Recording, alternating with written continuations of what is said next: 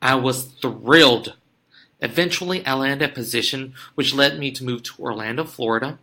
I worked for a cardiologist, which I learned a lot more in ultrasound, increasing my knowledge in arterioles, veins, organs, and bypasses. I was so grateful to learn all these new things. But eventually, I felt like I had a higher calling. Did you start hearing voices? No.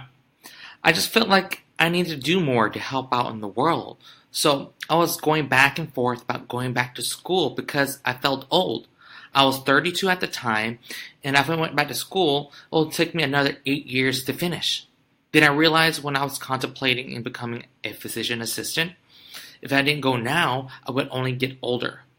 I was looking at Valencia College and the University of Central Florida, comparing two schools with one another.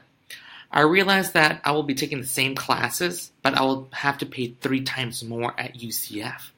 Paying for school was not cheap. I had to work to pay half of my tuition, and the rest was all student loans. As we speak, I'm still paying for it now, maybe until my dying days. I guess that wasn't funny. So, I was enrolled in Valencia College for the fall of 2017. My degree in Valencia College was an associate degree in health science. After a couple years at Valencia, I decided to transfer to the University of Central Florida to finish my bachelor degree of science. It took me another grueling 4 years to finish my bachelor degree because I was working full-time and going to school part-time. I made it and got my bachelor's degree, but I knew that wouldn't be the end of it. I would have to prepare for the next step, which was applying for my master program to become a physician assistant.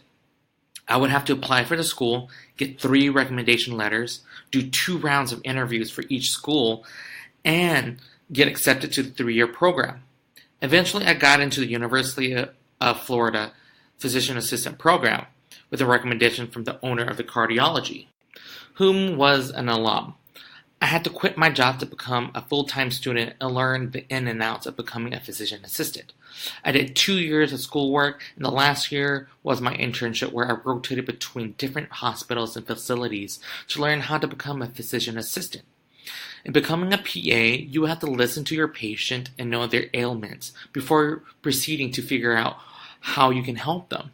You confer with the doctor who has to diagnose them, and I'm able to prescribe them any medication or procedure that deems necessary. After I graduated from the University of Florida with a master's degree of physician assistant, I had to study to pass my medical board to become a certified physician assistant.